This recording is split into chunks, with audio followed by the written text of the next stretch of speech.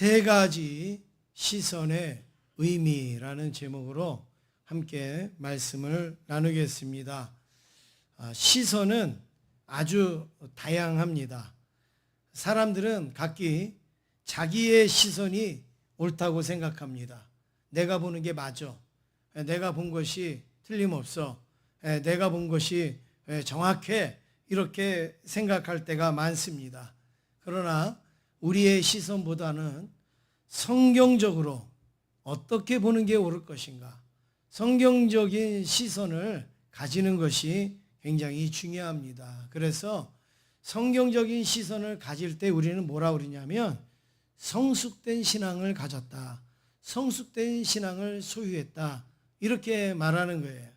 왜 내 시선을 가지고 살면 아직 성숙될 수가 없어요. 그런데 내가 보는 것도 있지만 성경적으로 그것을 바라볼 때에, 해석할 때에 우리는 성숙한 신앙이라 이렇게 말할 수 있는데, 오늘 이 본문에서 예수님이 바닷가에서 가르치시던 그 사건이 나오고 있습니다.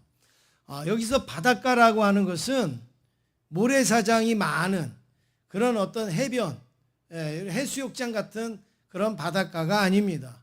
지금 예수님이 바닷가 이렇게 말씀할 때 이 바닷가는 배가 열심히 들락날락거리는 그런 항구와 같은 바다, 이런 것을 이야기를 하고 있죠.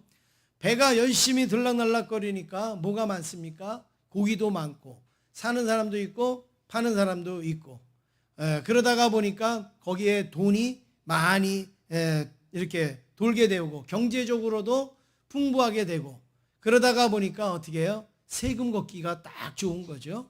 그래서 세금 걷는 세리가 그 항구에 앉아가지고 그 지나가는 사람들 세금을 걷어내고 세금을 받아내고 하는 그런 일들이 활발하게 이루어졌는데, 그때 거기서 세금을 걷던 사람이 누구냐? 알페오의 아들 레위라, 이렇게 이야기를 하고 있습니다.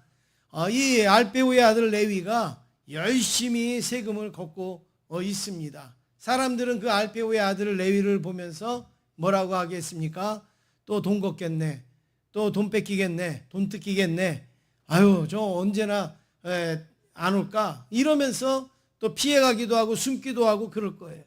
그런데 예수님은 지금 그런 알페오의 아들 레위를 주목하여 보셨다, 주목하고 계셨다라고 말씀하는데, 그걸 어떻게 알 수 있는가? 오늘 읽으신 본문에 보면 유독 보시고라는 단어가 나옵니다. 그리고 보고라는 단어가 나옵니다. 14절 말씀에 보니까 뭐라고 나옵니까? 거기에 보시고 이런 단어가 나와요. 또 16절 말씀에도 보니까 보고 이런 단어가 이어져서 나오고 있습니다. 이것을 다른 말로 하면, 보시고 보고, 이거를 다른 말로 하면 뭐라고 말할 수 있을까요? 조금 우리가 괜찮은 말로 하면, 조금 있어 보이는 말로 하면 시선이라. 시선. 난 시선이 너무 따가워. 나 그런 시선 별로 안 좋아. 뭐 이런 거 있잖아요. 그게 본다, 이게 바로 시선이에요. 국어사전에서 이 시선이 어떤 내용인가 보니까 눈이 가는 방향, 이게 시선이에요. 눈이 가는 방향. 저희 교회는 이렇게 뒤에 모니터가 하나 있는데, 사실 이게 높지도 않고 하기 때문에 큰 모니터를 설치할 수가 없어요. 그러니까 어떤 분이 저한테 이렇게 우리 교회 초창기에 양쪽으로 이렇게 모니터를 달면 어떻겠냐고, 그러면은 더 잘 보이고 좋지 않냐고. 그래서 제가 그렇게 얘기했습니다. 시선이 나누어져서 안 됩니다. 설교는 여기서 하고 있는데 이쪽 분은 여기 쳐다보고 있고 이쪽 분들은 여기 쳐다보고 있고 저는 여기 쳐다보고 하고 그러면 전부 시선이 딴 데로 가 있잖아요. 그래서 시선이 나눠져서 이렇게 저를 보면서 화면을 참고하기도 하고 이렇게 되어져야 시선이 집중될 텐데, 시선이 이렇게 나눠져 있으면 이게 커뮤니케이션이 안 되잖아요. 그래서 이렇게 작지만 우리가 모니터를 뒤에다 올려놨습니다. 이게 뭐야? 사람이 눈이 가는 방향인 거예요. 눈이 어디로 가느냐에 따라서 그 사람의 관심과 그 사람의 생각과 이게 나올 수가 있는 거죠. 아이들은 지나가다가 아이스크림 파는 데가 있으면 눈이 자꾸 가요. 왜요? 거기에 마음이 있으니까.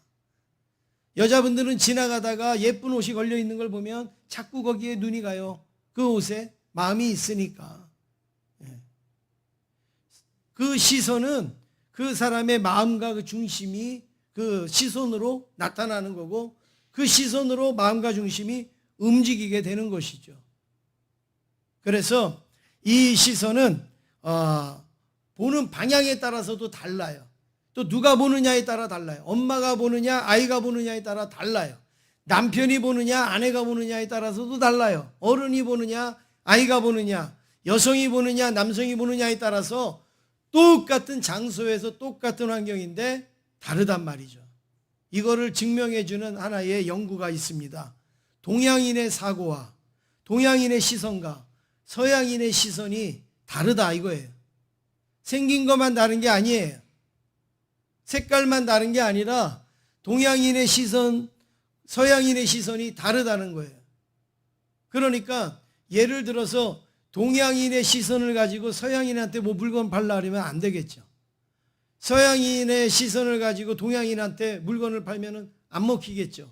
왜요? 시선이 다르잖아요. 관점이 다르잖아요. 그래서 이 시선을 연구한 그 내용을 제가 잠깐 소개해 드리면 이렇게 할 수 있어요. 동양인과 서양인은 어떻게 시선이 똑같은 장면을 보는데도 어떻게 다른가.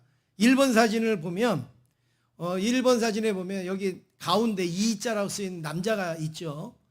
이 남자가 A라는 사진에서 행복해 보이는가 B라는 사진에서 행복해 보이는가 이렇게 질문을 했습니다. 여러분은 한번 저기 이 A, B 사진 중에 이 사람, 이 지금 남자 까만 옷을 입고 있는 남자는 어떤 남자가 행복해 보이십니까? A. 우리는 동양인이에요. 어쩔 수 없이. 동양인은 A라는 남자가 행복해 보인다. 그런데 서양인은 A도 행복해 보이고 B도 행복해 보인다. 이렇게 얘기를 하는 거예요. 왜 그런가 하면 왜 우리는 A가 행복해 보이냐 그러면 주변 사람들이 행복해 보이잖아요. 그렇죠? 그러니까 주변을 의식하는 거예요. 동양인들은. 그런데 서양인은 어떻게 하냐면 A라는 그 남자도 웃고 있고 B라는 사진의 남자도 웃고 있어요. 그러니까 여기서도 웃고 여기서도 웃으니까 다 행복하다 이거예요. 둘 다 행복한 사진이야 저건. 주변의 사람이 웃든지 안 웃든지 상관이 없는 거예요. 이게 바로 이런 사고가 차이가 있는 거죠. 그 다음에 2번 사진을 보여드리면 저게 UFO라는 거예요. UFO. UFO가 나란히 쭉 있습니다. 그런데 저기 B 쪽이 있고 이쪽 A 쪽이 있습니다. 그런데 이 UFO를 가장 앞에 있는 UFO다 그럴 때 여러분은 A 쪽입니까? B 쪽입니까? 어느 UFO가 가장 앞에 있습니까? A입니까? B입니까? B? 대부분 A라고 그러잖아요. 왜냐하면 동양인들은 자기를 중심으로 앞에 있는 것을 가장 앞에 있다고 생각을 하는 거예요. 그러니까 뭐예요? 앞에 앉으세요 이럴 때 이 앞에는 제가 중심으로 했을 때 이 앞쪽 가까운 데가 앞인 거예요. 그렇죠. 그런데 서양인들은 어떻게 생각하느냐? 지금 저쪽으로 가고 있다고 보는 거예요. 원근법을 사용하고 있는 거죠. 저쪽으로 가고 있을 때 내가 지금 뒤에서 볼 때 어디가 앞이에요? 저 B가 앞이라는 거예요. 그래서 이 3번 사진을 보여주시면 바로 그거 장면이 나오고 있습니다. 서양인은 저쪽에 앞쪽으로 가는 사람이 멀리 있는 사람이 앞으로 가는 거다. 앞이다.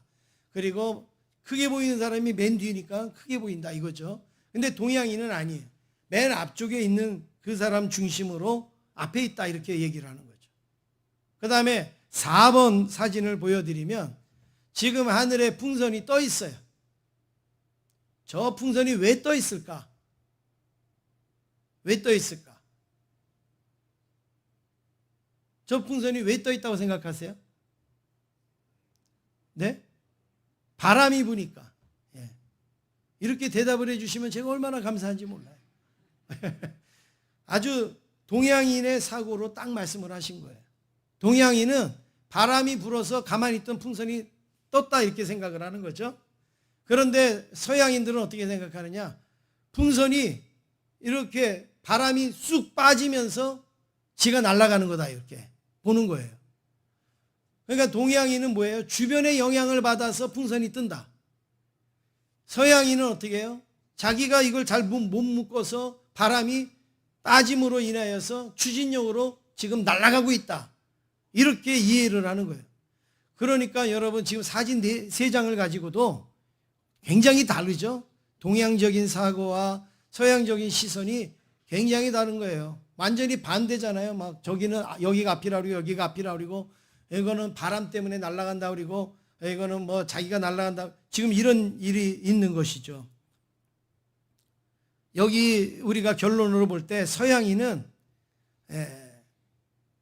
모든 시선을 자기 어떤 책임에 입각해서 많이 보는 거예요. 그런데 동양인은 어떻게 해요? 자꾸 주변 탓하는 거예요. 친구를 잘못 만나서, 이웃을 잘못 만나서, 나는 시대를 잘못 만나서 뭐 이렇게 되는 거예요. 그런데 서양인은 뭐예요? 그런 시대라도 내가 잘하면 돼. 그런 일이라도 내가 이기면 돼. 이런 어떤 사고가 있는 거예요. 그러니까 완전히 다른 거 아니겠습니까? 오늘 이 본문에도 바로 이런 시선이 나타납니다. 오늘 본문에도 보면 3가지의 시선이 적어도 나타나는데 똑같은 장소예요. 똑같은 상황이에요. 그런데 그 3 시선이 완전히 다르고 있습니다. 첫 번째로 살펴볼 때 바리새인과 서기관들의 시선입니다. 바리새인과 서기관들의 시선인데요. 우리 16절 말씀 함께 읽겠습니다. 시작.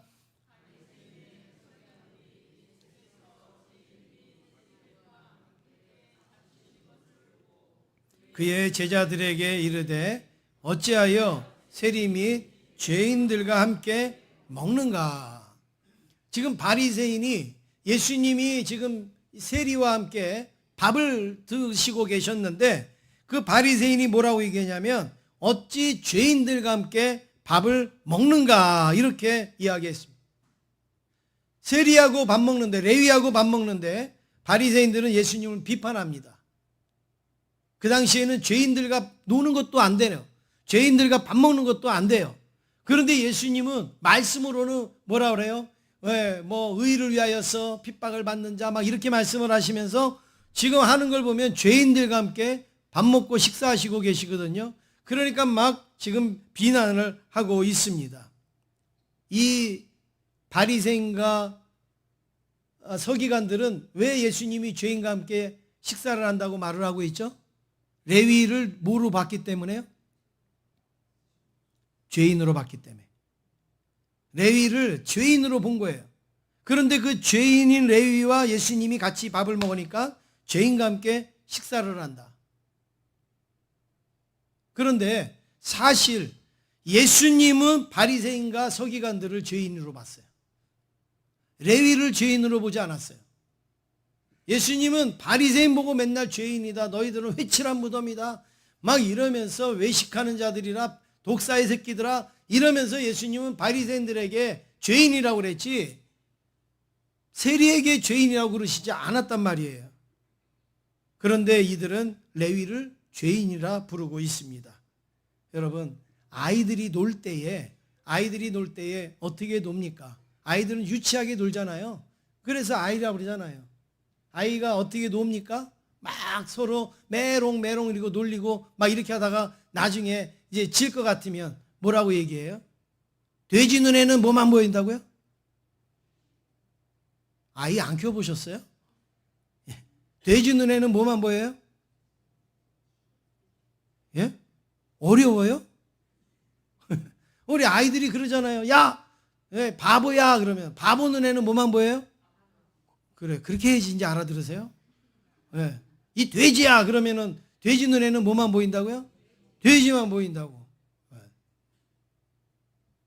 똥개야 그러면 똥개 눈에는 뭐만 보인다고요? 똥개만 보인다. 그 아이들이 노는 거 보면 유치하잖아요. 유치하잖아요. 그런데 지금 바리새인들이 세리들을 향해서 이 유치한 발언을 하고 있어요. 죄인이래. 왜 죄인이라고 그럴까요? 아이들의 논리로 말하면 죄인의 눈에는 누구만 보이는 거예요? 그래요. 죄인만 보이는 거예요.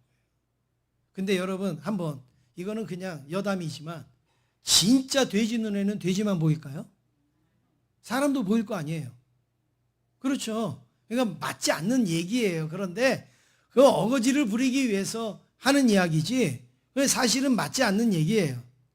지금 이 바리새인들이 이 레위를 보면서 죄인 이러는 건데 사실은 주님이 볼 때는 너희들이 죄인이야. 너희들이 죄인이니까 죄인 눈에는 누구만 보이냐? 죄인만 보이는 거예요. 그래서 레위에게 죄인이라 이렇게 덮어씌우고 있습니다. 요즘 이러한 인물이 하나 나와요. 이런 인물이 우리 주변에 있습니다. 자기가 죄인이고 자기가 잘못하고 자기가 틀렸으면서 괜히 옆에 사람을 잡고 주변 사람들을 힘들게 하고 어려운 사람, 여러분 머릿속에 여러 사람들이 떠오르겠지만 제가 오늘 말씀드리고 싶은 거는 이 김정은입니다. 김정은이가 자기가 잘못하는 거는 모르고 그 백성들이 잘못하는 것만 해서 지금부터 나만 말 쓰면 추방, 나만 말 쓰면 이제 벌을 받고 죗값을 받고 이러는 거예요. 왜냐하면 나만 드라마 못 보고 노래 듣지 못하고 이렇게 하라고. 그런데 며칠 전에 뉴스에서 이런 뉴스가 나왔습니다. 여러분 한번 이 시간에 뉴스를 한번 들어보시겠습니다. 네. 북한이 주민들에게는 쓰지 말라고 했던 우리 한국식 표현을 정작 김정은이 쓰고 있습니다. 다른 사람들은 남한말을 쓰는지 단속하면서 처벌까지 하더니 김정은 본인은 예외였나 봅니다. 수해 지역 주민 여러분, 모두들 안녕하십니까? 수해 지역 주민들을 위해 우리 당과 정부가 취하는 동지나 인민이 아닌 주민이라는 말을 쓴 겁니다. 노인, 늙은이라는 북한식 표현 대신 어르신이라는 단어와 텔레비전 대신 우리나라나 서양에서 쓰는 약자, TV도 등장했습니다. 연로한 어르신들과 병약자들, 영예 군인들과 어린애 어머니들도 공공장소들의 텔레비전도 놓아주며 한때 북한에서는 TV라고 말하면 서양 외세를 추종한다며 당국에 신고를 당하기도 했습니다. 네, 여러분 지금 보세요. 나만 말 쓰지 마라. 나만 용어 쓰지 마라. 이러면서 처벌을 하면서 지금 자기는 그 수해 주민들한테 가가지고 자기도 모르게 이 남한 말을 쓰고 있는 거예요. 주민이라는 말을 쓰고 TV라는 말을 쓰고 그리고 늙은이 이렇게 해야 되는데 어르신 이렇게 해서 남한 말을 쓰는 거예요. 이 뒤에 해석을 이렇게 이야기합니다.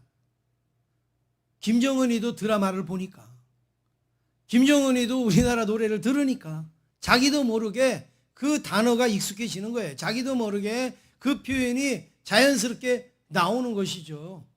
안 듣던 단어가 어떻게 나오겠어요? 안 쓰는 단어가 어떻게 나오겠어요? 옛날에 여기 어르신들은 옛날에 그런 말 많이 썼잖아요. 스봉 이런 거 많이 썼잖아요. 여러분 그거 들었으니까 쓰지 그거 안 듣고 그런 말을 쓰겠습니까? 왜 자기는 듣고 자기는 그걸 참조하면서 인민들은 마음이 이제 흐트러질까 봐 쓰지 말라. 여러분 이게 말이 안 되잖아요. 지금 바리새인이 똑같은 것을 보여주고 있어요.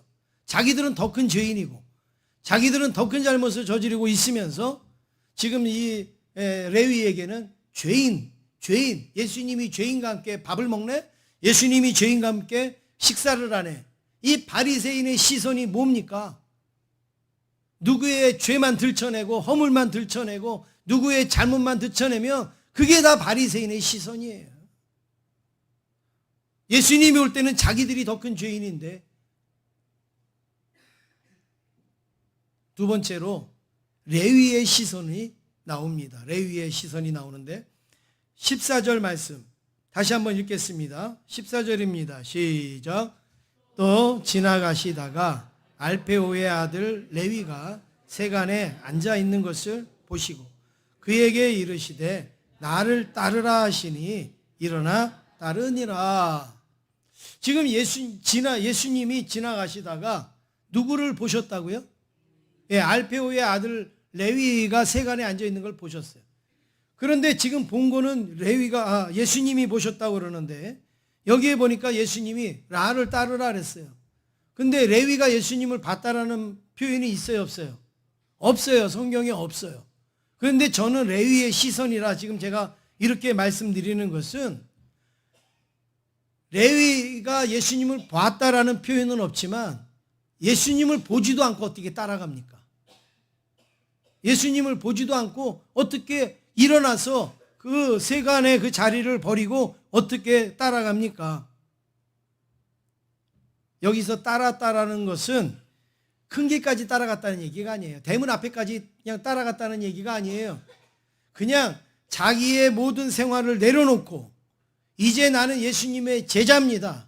내 모든 삶을 주님께 맡깁니다 하고서 완전히 그걸 다 이제 버리고 예수님을 따라간, 베드로가 그분을 버리고 예수님을 따라간 것 같이 그게 바로 제자로서의 따라간 모습을, 그게 예수님을 따라갔다라는 거예요.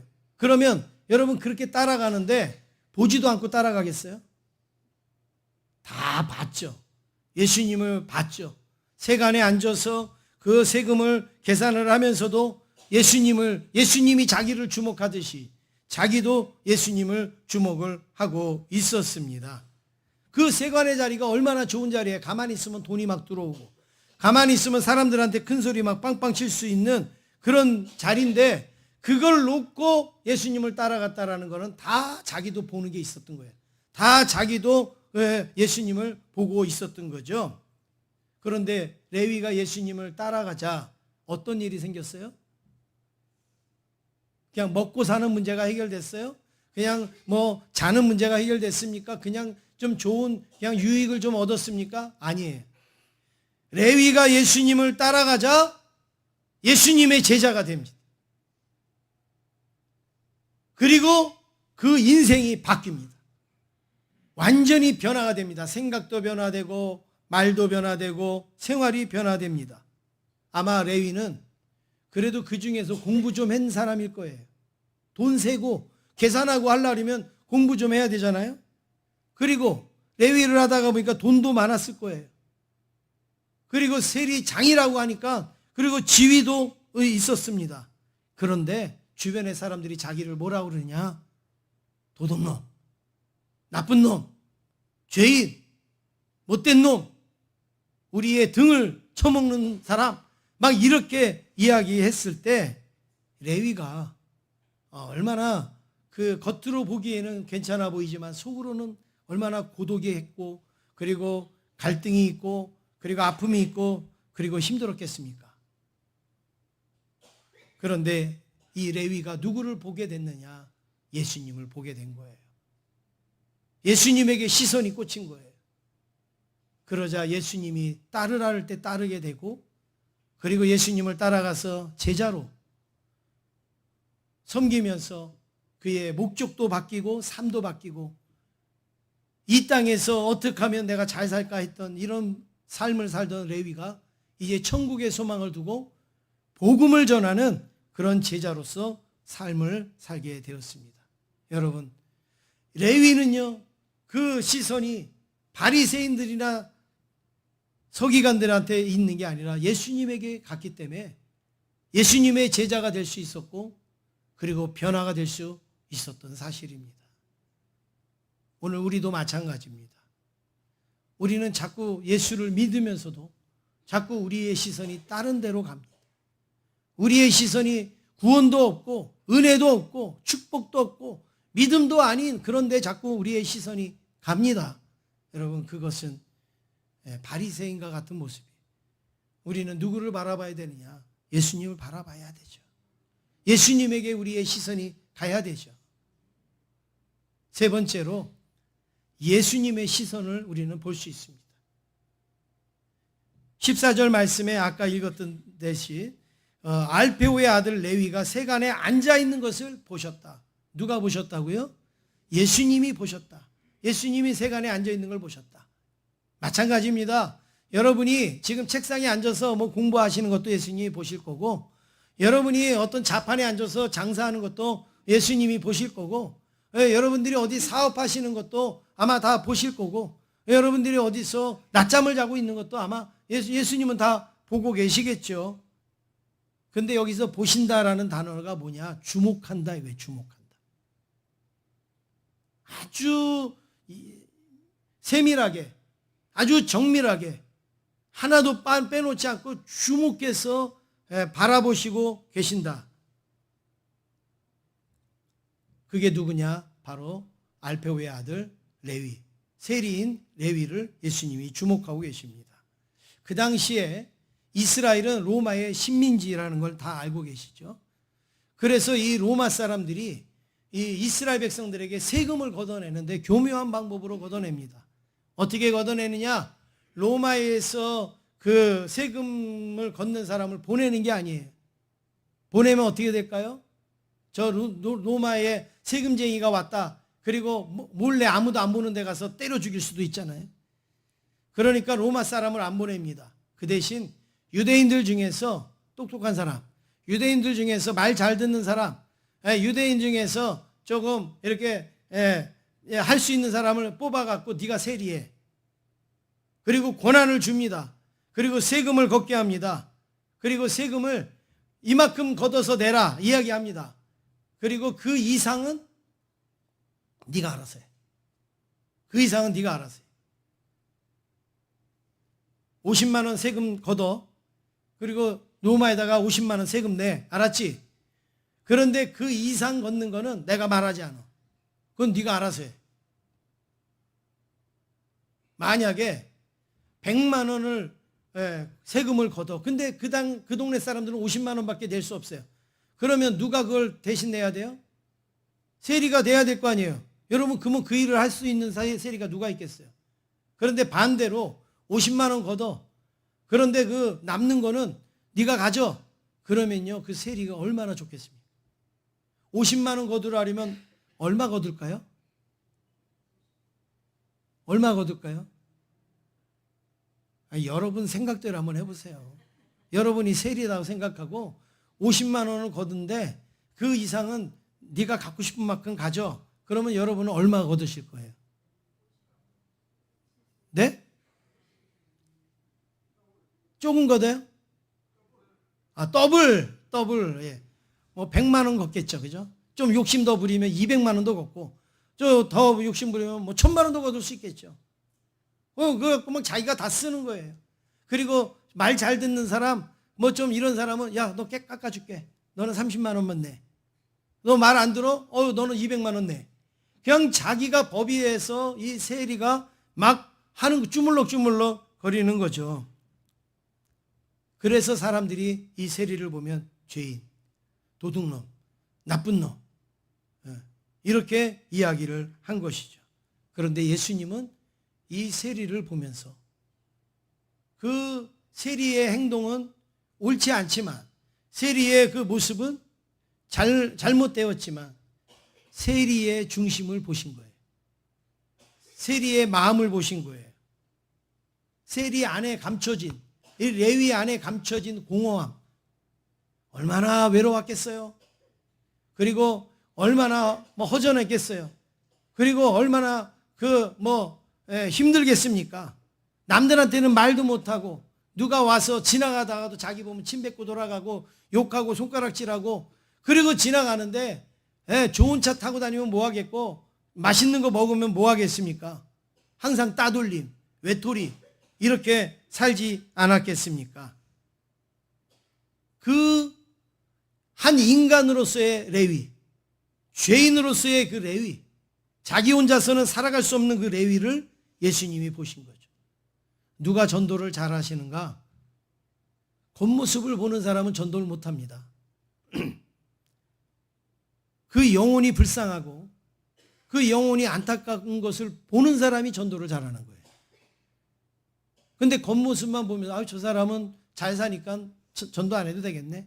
저 사람은 못 쓰니까 우리가 도와줘야 되고 힘들어. 이러니까 전도를 못하는 거예요.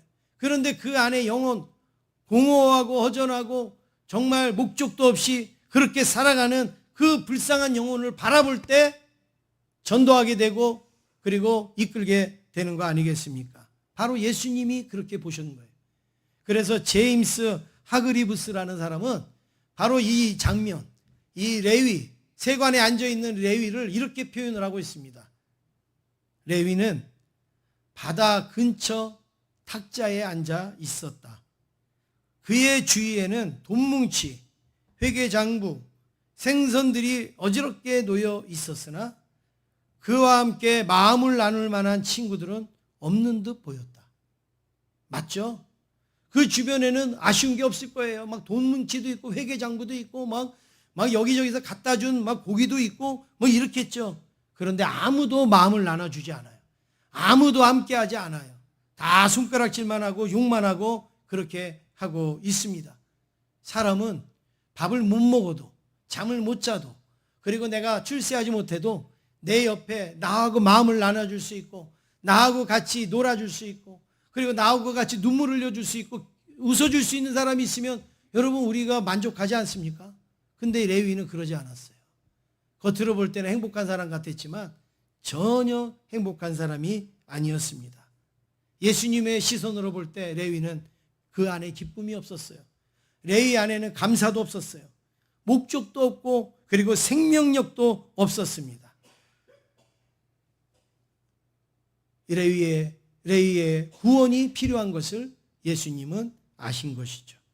그래서 예수님이 레위에게 나를 따르라. 나를 따르라. 그렇게 말씀을 하셨습니다.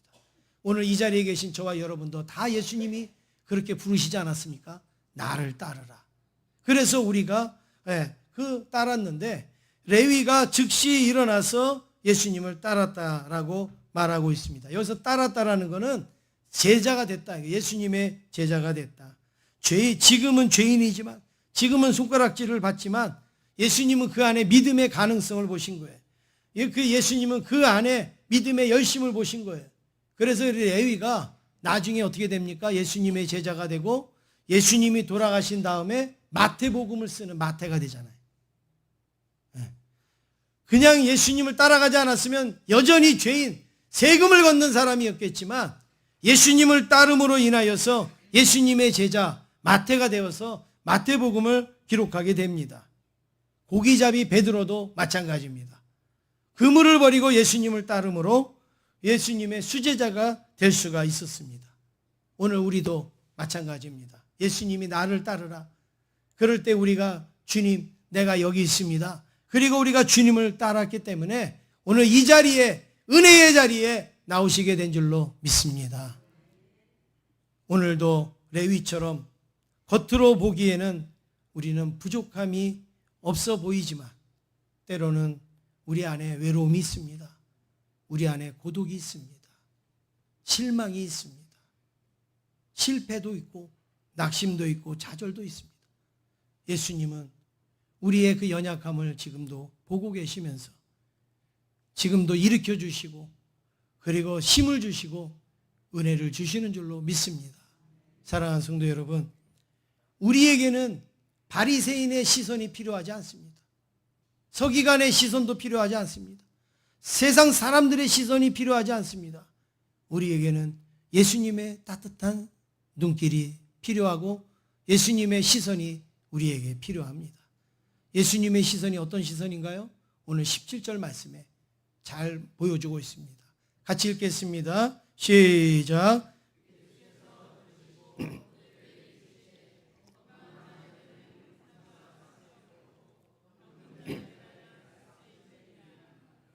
나는 의인을 부르러 온 것이 아니요 죄인을 부르러 왔노라 하시니라. 바리새인은 맨날 의인만 찾아다녔어요. 근데 의인이 없잖아요. 그러니까 저 사람도 죄인, 저 사람도 죄인, 저 사람도 죄인, 저 사람도 죄인. 누구만 의인이에요? 자기만 의인이에요. 나만 의인이에요. 그러니까 의인을 보여주려고 길거리에 서서 막 이러면서 주여 이러면서 뭐 11조 하고 기도하고 막 이러고 한 거예요. 그리고 다 죄인이에요. 그런데 예수님은 의인을 부르러 오시지 않고 죄인을 부르러 오셨기 때문에 전부 저나 여러분을 다 부르러 예수님은 오신 거예요. 의인만 있으면 예수님이 오실 필요가 없잖아요. 그런데 우리가 죄인이기 때문에 온 거예요. 오늘 우리들도 이 예수님의 시선이 필요한 거예요. 여러분 교회에 오셔서 누가 의인이냐 누가 죄인이냐 여러분 그것만 보십니까? 예수님의 시선을 가져야 돼요. 예수님은 죄인을 부르러 오셨어요. 누가 부족하거든 같이 기도해 줘야 될 일이고, 누가 잘못되었거든 변화돼야 될 사람으로 보시고, 그리고 누가 약하거든 하나님께서 강하게 인도하여 주실 것을 믿고 기도해야 될 것이고, 그래야지 우리가 예수님의 시선을 갖는 거 아니겠습니까? 그냥 바리새인의 시선을 가지고 누구도 틀렸고 누구도 잘못됐고 그렇게 하면 안 되고 그렇게 하면 잘못된 거고, 그렇게 여러분 신앙생활은 그 마음에 기쁨이 있습니까? 바리새인 마음에 기쁨이 있다고 얘기합니까? 없잖아요. 그런데 예수님의 시선으로 그 레위를 부를 때 레위는 예수님 안에서 만족을 누리고 기쁨을 누리고, 그리고 마태가 되어줘서 복음을 전하는 그런 일꾼이 되지 않았습니까? 예수님의 시선은 우리의 외모를 보기보다는, 우리의 드러나는 모습을 보기보다는 우리의 중심을 보기를 원하십니다. 우리의 속사정을 알기를 원하십니다. 우리의 아픔을 보시기를 원하십니다. 우리의 연약함, 우리의 눈물을 보실 줄로 믿습니다. 예수님의 시선은 죄인이냐 의인이냐를 보시지 않습니다. 바리새인처럼 변화되지 않을 것이냐, 레위처럼 변화될 것이냐, 이거를 예수님이 보시지 누가 의인이냐 누가 죄인이냐를 보시지 않습니다. 그런 의미에서 오늘 저와 여러분은 기도의 제목이 하나 생겼습니다. 그게 무엇입니까?